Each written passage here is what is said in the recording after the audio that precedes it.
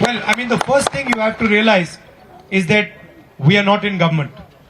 So you have to keep that in mind. Yes, that's Right, why the I BJP is asked, in what government. would you be doing when you come to power? So I want to point out 2-3 things to you. First of all, the idea, you can sit. The idea of the Bharat Jodo Yatra was precisely to address what you are saying. I believe that regardless of which religion you're from, which community you're from, where you come from, you must feel comfortable in this country. And you should feel comfortable in every corner of this country. That is the constitutional foundation of India. Okay? Second, you are right that Muslims are under attack in India. This is not wrong. But you must also realize that there are many other people also under attack in India. Okay? Please look at what is going on in Manipur today. For 4 months, Manipur has been burning. Right? So you must not think that you are the only people under attack. All sorts of... Yeah, it is happening. Of course it is happening. But it is happening to Muslims, it is happening to other minorities, it is happening to Dalits, it is happening to tribals.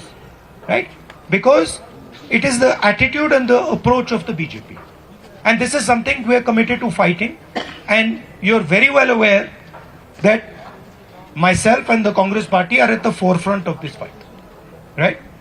So that is something that is very, very clear.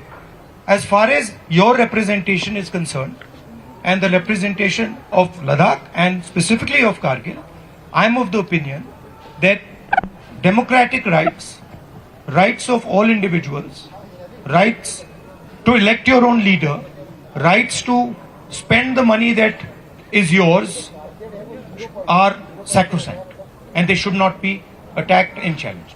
So on that, we are 100% committed and there is absolutely no confusion. Right?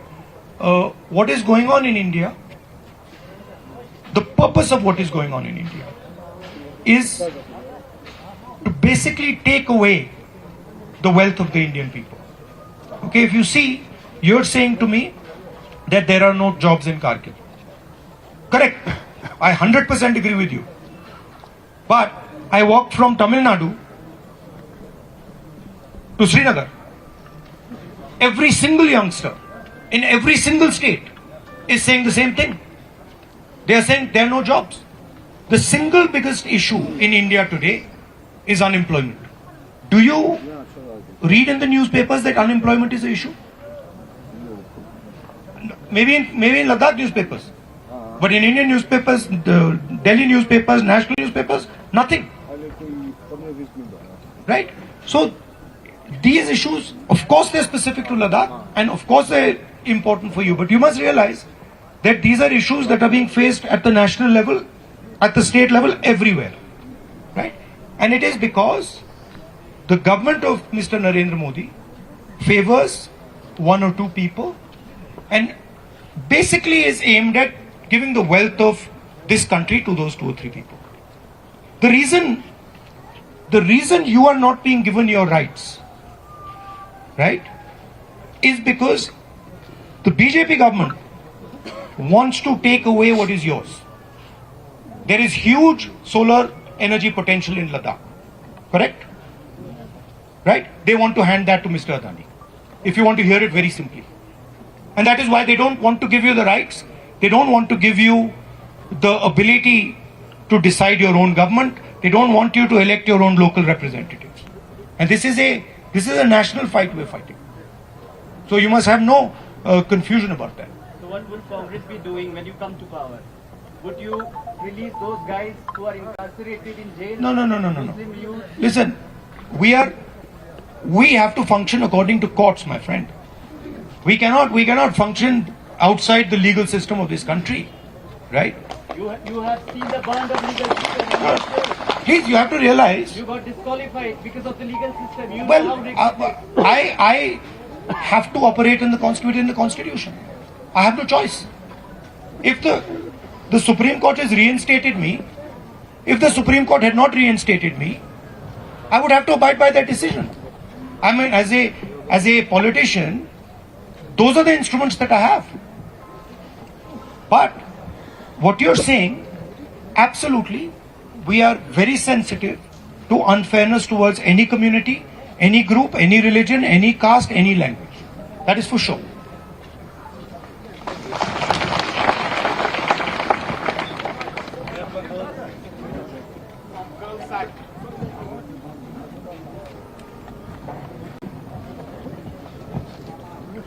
Hello, sir.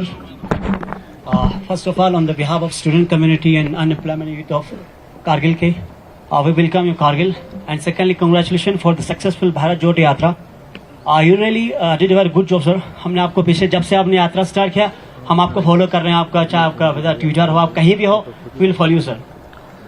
हम ये जानते हैं sir कि आप power में नहीं है अभी कांग्रेस, लेकिन आपका जो एक अच्छा रोल रहा है कि आप एक अपोजिशन का पार्टी का आप मेन अपोजिशन पार्टी हो. आपको बखूबी मालूम होगा सर कि हमारा जो एमपी है वो तो पार्लियामेंट में कुछ बोल तो नहीं रहा sir. On the behalf of us we don't know sir why he is speaking. हमारे जितने भी इश्यूज है उस पे हमारा एमपी साहब पार्लियामेंट में जाएंगे मम.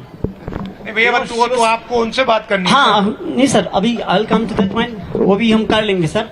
ऐसा नहीं है कि हमने उससे बात नहीं किया सर. शायद उसके घर में हमारे दिए हुए मेमोरेंडम इतने पढ़ों के फाइल भर के हमने उसके पास मेमोरेंडम सबमिट किया था. You know it's just like a love letter देना, बाकी कुछ होना नहीं है. हमने बहुत बार उनसे ये कोशिश किया था बात करने का sir. No I come to the point. Elect तो आपने किया ना. बस यही तो सबसे बड़ा, मैंने तो नहीं किया. हाँ सर, यही तो सबसे बड़ा गुनाह हो गया सर. इलेक्ट तो आपने किया. हाँ सर, सबसे बड़ा गुनाह शिकायत लगा रहे हो. हाँ सर, क्या आपने सोचना था पहले. गलती से मिस्टेक हो गया sir. Next time it will not happen. अब अगली बार मिस्टेक ओके सर.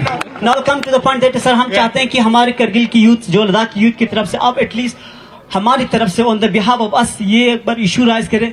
सर आपने कहा कि नेशनल लेवल पे ये अनएम्प्लॉयमेंट यूथ का इशू है. नेशनल लेवल पे समथिंग एल्स सर. पिछले जब से हम इस स्टेट से अलग हो गए तब से हमने जो मुश्किलात, आपको शायद डाटा मिल जाएगा कि लास्ट 2019-22 में हमारा जो एम्प्लॉयमेंट रेशो सबसे आगे चला गया था हमारे लद्दाख का. मैं क्लियर कट कहता हूं सर यहाँ पर, क्योंकि मैं यूथ को रिप्रेजेंट करता हूं. मैं किसी एक ऑर्गेनाइजेशन का प्रेसिडेंट भी हूं सर. मैंने इसको काफी करीब से देखा है and I am also be part of the Kargil democratic alliance. इसमें आपको बताते चलूं सर, हम आपसे क्या चाहते हैं. हम ये चाहते हैं कि हमारे जितने भी इश्यूज है, स्पेशली जो जब से हम 4 साल में हमने जो मुश्किलात जो हमारे इस यूथ ने फेस किया सर, जो हम अनएम्प्लॉय यूथ ने फेस किया, शायद कोई भी पॉलिटिशियन और कोई भी गवर्नमेंट किसी ने फेस नहीं किया. हर किसी को उसका इंक्रीमेंट मिला, हर किसी को अपना अच्छा खासा सब कुछ उसको मिला है, सिवाय हमारे इन यूथ के और हमारे स्टूडेंट और हमारे जो अनएम्प्लॉयड यूथ को सबसे हमने मुश्किलात फेस की. उनकी तरफ से एक भी हमारे जो एडवर्टाइजमेंट नहीं हुआ है. एसएससी का, आई एम सॉरी सर, थोड़ा लंबा जा रहा हूँ, उसके माफी चाहता हूँ. हमारी जो एसएससी की तरफ से हमारे एडवर्टाइजमेंट होता सर 1 साल पहले, अभी तक उसका रिजल्ट डिक्लेयर नहीं हुआ है. वो रिजल्ट डिक्लेयर नहीं हुआ, सेकंड उनका एडवर्टाइजमेंट हो जाता है. और यहाँ पर लद्दाख में भी डीएसएसआरबी जो एलएसआरबी उनका एडवर्टाइज पोस्ट करते हैं, लेकिन अभी तक कोई भी इन पे फिलअप नहीं हुआ है. अब मैं आपको ये फरियाद क्यों कर रहा हूँ, आप मेरी ये लास्ट में वर्ड कह रहा हूँ. हम चाहते हैं कि आप हमारी तरफ से एटलीस्ट जब आप पार्लियामेंट में कुछ बोलने जाओ, हमारी तरफ से इतना कह देना कि देयर इज अ प्लेस जिसको हम लद्दाख कहते हैं, वहां पे जो यूथ है इस तरह की मुश्किलात फेस कर रहा है. और लास्ट पॉइंट और एक चीज सर, आप लेह में बैठे पेंगोंग लगे, हमने आपका सारा फोटोज देखा, हर जगह देखा सर. अब एक चीज लास्ट वाला मेरे बात, आप देखना किस तरह से हमें डिस्क्रिमिनेट किया गया है लेह और कारगिल को. आप देखो लेह में, आप इंफ्रास्ट्रक्चर देखो, रोड देखो, फैसिलिटीज की सब कुछ वहां पर है. आपने वो सब की यहाँ देखा sir? I don't think Singh आपने ये देखा होगा. कहीं ना कहीं हमें जब से ये हमें हमेशा हमारे साथ डिस्क्रिमिनेट होता गया. जितने भी सेक्रेटरेट के जितने सेक्टर, जितने ऑफिस, बड़े ऑफिस, वो सर वहां बने. यहाँ इनका कुछ भी नहीं है. हम लास्ट है, हम चाहते हैं कि सर हमारे तरफ से जो पार्लियामेंट में आप भी जब भी बैठोगे तो इतना कह देना कि एक जगह. देखिए, थैंक यू सो मच. मैंने ये सबसे पहले आपको एक चीज तो समझनी है, दिल्ली में हमारी सरकार नहीं है और लद्दाख में भी हम एडमिनिस्ट्रेशन को नहीं चलाते हैं. तो ये तो आपको एक्सेप्ट करना पड़ेगा. तो हम आपके लिए आज क्या कर सकते हैं? जो आपने बोला, पार्लियामेंट में आपका जो अनएम्प्लॉयमेंट का मुद्दा है उसको हम पार्लियामेंट में आपके लिए उठा सकते हैं, कोई प्रॉब्लम नहीं. ठीक है. और ये मैंने लद्दाख में हर रीजन में सवाल पूछा कि हम आपके लिए आपकी मुश्किल क्या है और हम आपकी मुश्किल को पार्लियामेंट में कैसे उठाएं. तो खुशी से मैं जो आपकी यहाँ की लोकल इश्यूज हैं, अनएम्प्लॉयमेंट की इशू है, खुशी से मैं पार्लियामेंट में उसको रेज कर सकता हूँ. मैं रेज कर सकता हूँ, हमारे दूसरे एमपीज भी रेज कर सकते हैं. तो पूरे देश का अटेंशन आपकी ओर आएगा और उनको भी पता लगेगा कि हिंदुस्तान में लद्दाख नाम की एक जगह है। वो तो आसानी से कर सकता हूं, कर दूंगा। Koshedunnya precise short jakshya aduna keep in mind ki sir dang power hame apni करते क्वेश्चन टीजिए। हाँ वो लेकिन शॉर्ट और प्रिसाइज रखिए।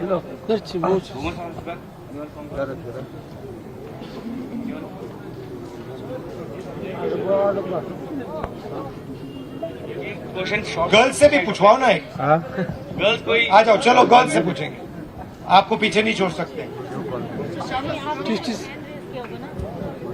अच्छा, अगर पूछना नहीं चाहती है, जो कुछ बोलना चाहती है बोल दीजिए। Hello, Rahul sir. नमस्कार। नमस्कार. I'm here just to have a glimpse of you. और मुझे मतलब I'm not a youth, तो मास्क लगा के आई हूँ सिर्फ आपको देखने के लिए। Thank you. नहीं, मगर आप कुछ कहना चाहते हैं? क्वेश्चन बना देना sir they don't want to ask they pass क्या नहीं होता।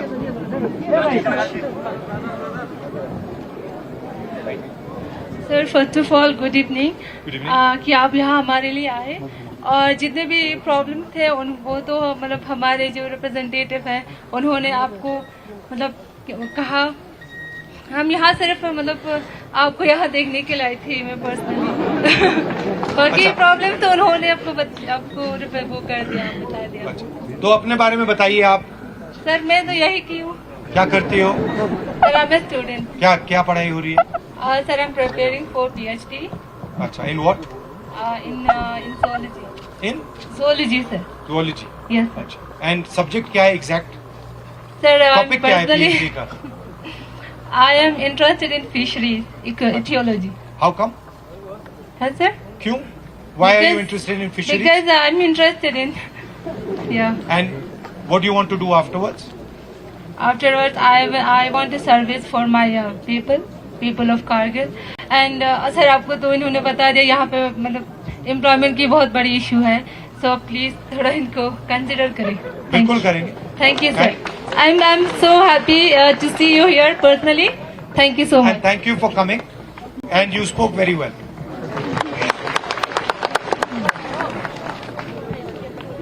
Short one line question. Welcome sir. Sir आप एक इम्पोर्टेंट फिगर हैं अभी नेशनल लेवल पे, क्योंकि आप जब भी कोई बात करते हैं तो आपको नलिफाई करने की बहुत कोशिश की जाती है सारे एंगल से, इसलिए आप एक बहुत इम्पोर्टेंट फिगर हैं।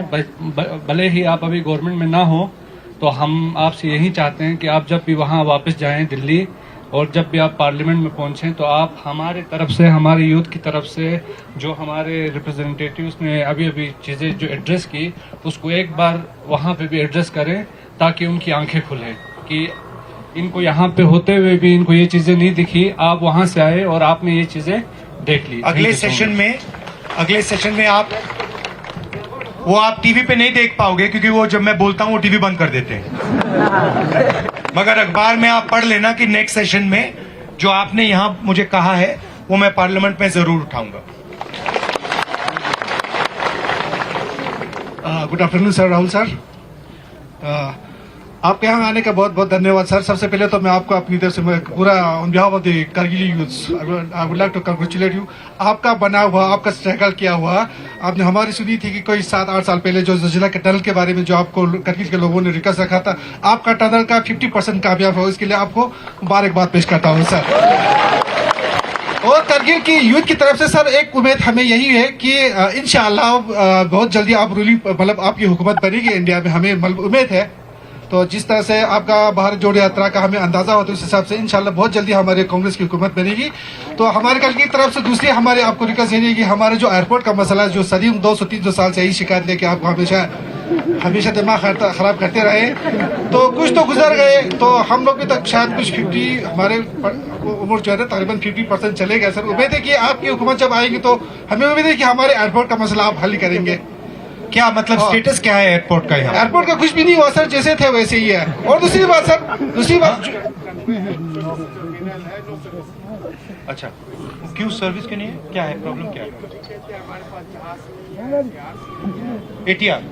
अच्छा सर- प्रोपेलर प्लेन का है। जी सर, जी सर। आप लोग आए भी थे एक बार, थोड़ा सा कुछ छोटा सा जहाज लेके आए भी थी। इसके बाद सुबह आए थे, फिर शाम को चले, उसके बाद दोबारा कोई कुछ आया भी ना। आप आए ना जहाज आए सर, हम तो वहीं से आए। सर दूसरी बात ये सर, अगर थोड़ा सा टाइम ले लूंगा sir, sorry for that. Sir यहाँ पे देखो, Ladakh just like a bonded name, one is Kargil and one is Leh, ठीक है ना सर। इसके बाद क्या हुआ, यहाँ जैसे हिल कौंसल बनी, नहीं क्या बोलते हैं, यूटी जब बनी, तो हेड ऑफ द डिपार्टमेंट जितनी भी है सारा लेह में है सर। यहाँ पे कुछ भी नहीं, ना कोई रिसर्च इंस्टीट्यूट, ना कोई एजुकेशन बेस पर कुछ भी, नथिंग इज हियर सर। जब आप गवर्नमेंट में आएगा तो हमारे लिए आप क्या करोगे सर, प्लीज। कहने को तो बहुत कुछ है, लेकिन मान नहीं रही।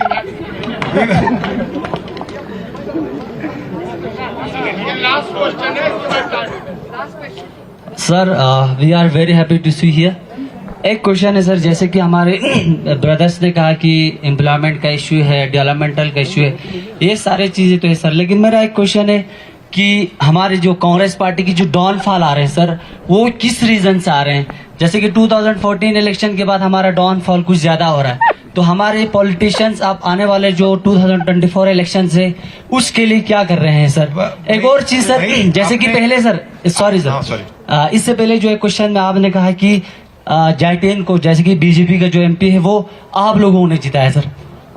आप लोगों ने नहीं, लद्दाख के लोग। हाँ, लद्दाख के, पूरे लद्दाख के लोगों ने सर। आपने तो नहीं जिताया। जी जी सर, जी जी। इसमें सर एक चीज मैं जरूर कहूंगा कि हमारा हाजी असगर अली करबलाई जो है वो कांग्रेस का चेहरा है सर हमारे लिए, एक बहुत ही जबरदस्त पॉलिटिशियन है, बड़ा पॉलिटिशियन है। बट यहाँ पे मैं एक चीज हाजी असगर अली करबलाई से भी क्वेश्चन जरूर करना चाहूंगा सर। सर जब मैंडेट आपको अनफॉर्चुनेटली नहीं मिला, मैंडेट जो है कासबलबर ले को मिला, तो यहाँ पे आपका एज ए इंडिपेंडेंट खड़ा होना, मुझे ऐसा लगता है कि आपने बीजेपी के जो सपोर्ट, शायद वहाँ पे मुझे ऐसा लगता है कि उस वजह से पुश हुआ। तो इन फ्यूचर में सर मेरा यही कहूंगा कि अभी हम सब चाहते हैं कि we should to be free from BJP, क्योंकि अभी ना कोई मुस्लिम, सिख, ईसाई, बुद्धिस्ट, एवरीवन की, हर किसी का एग्जिस्टेंस जो है वो बहुत ही रिस्की में है सर। तो इसलिए अभी जो 2024 आने वाले इलेक्शंस में हमारे पॉलिटिशियंस हमारे अपने पार्टी के लिए कितना लॉयल है सर? अगर ऐसी चीजें रहेंगे तो हम क्या 2024 में सत्ता में आ सकता है कि नहीं, इस चीज के बारे में सर। अभी आपने बोला कांग्रेस पार्टी का डाउनफॉल, कर्नाटक में किसका डाउनफॉल हुआ? कांग्रेस पार्टी का हुआ क्या? अब आप देखना हिमाचल में किसका डाउनफॉल हुआ? कांग्रेस पार्टी का हुआ। अभी मध्य प्रदेश में चुनाव है, राजस्थान में चुनाव है, छत्तीसगढ़ में चुनाव है, तेलंगाना में चुनाव है। आप देख लेना वहां पे किसका डाउनफॉल होगा। चारों के चारों चुनाव कांग्रेस पार्टी जीतने जा रही है। तो ये कांग्रेस पार्टी, ये सिर्फ एक पार्टी नहीं है, ये कांग्रेस पार्टी एक विचारधारा है, एक सोच है, और ये हिंदुस्तान के करोड़ों लोगों के दिल में है। ये सिर्फ पॉलिटिकल पार्टी नहीं है। जो हमारी कॉन्स्टिट्यूशन की वैल्यूज हैं, जिन चीजों के बारे में आप बात कर रहे हो, फेयरनेस होनी चाहिए, रिस्पेक्ट होनी चाहिए, यही है कांग्रेस पार्टी। और आपने फर्क देख लिया है, देश में आपने फर्क देख लिया है। बीजेपी का राज देख लिया आपने, कांग्रेस पार्टी का राज देखा है, ठीक है? तो आप ये मत सोचिए कि कांग्रेस पार्टी बीजेपी से टक्कर नहीं ले सकती है। मैं आपको गारंटी देके कह रहा हूं 2024 में हम बीजेपी को हरा देंगे। और मगर आपको एक और बात समझनी है, आमतौर से क्या होता है लोकतंत्र में, एक पार्टी दूसरी पार्टी से लड़ती है, सही है? आज हिंदुस्तान में यह नहीं हो रहा है। आज बीजेपी ने हिंदुस्तान के सब इंस्टीट्यूशंस को कंट्रोल कर रखा है। आपको क्या लगता है कि हिंदुस्तान में फ्री एंड फेयर मीडिया है?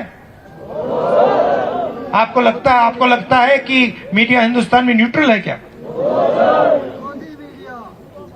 तो आपको यह समझना होगा कि बीजेपी ने हिंदुस्तान के सब इंस्टीट्यूशंस पर आक्रमण कर रखा है, चाहे वो मीडिया हो, चाहे वो ब्यूरोक्रेसी हो, इलेक्शन कमीशन हो, जुडिशरी हो, सब पे आक्रमण कर रहे हैं। अगर लेवल प्लेइंग फील्ड होती, अगर मीडिया फेयर होता, अगर बीजेपी इंस्टीट्यूशंस का कब्जा नहीं करती तो पिछला चुनाव भी नहीं जीतते। मैं आपको गारंटी के कह रहा हूं। तो आप ये मत सोचिए कि एक पॉलिटिकल पार्टी दूसरी पॉलिटिकल पार्टी से लड़ रही है। ये जो हो रहा है, बीजेपी ने पूरे सिस्टम को कैप्चर कर रखा है, लोगों को डरा रखा है, इंस्टीट्यूशंस को दबा रखा है। तो ये दूसरी तरीके की लड़ाई है। और तब भी मैं आपसे बोल रहा हूं कि 2024 में कांग्रेस पार्टी और जो हमारा इंडिया अलायंस है वो बीजेपी को हरा देगा। आप सब यहां आए, आप सबका दिल से धन्यवाद। जो आपने बात कही है आप अगले सेशन में देख लेना, मैं आपकी ही आवाज पार्लियामेंट में उठाऊंगा। Thank you.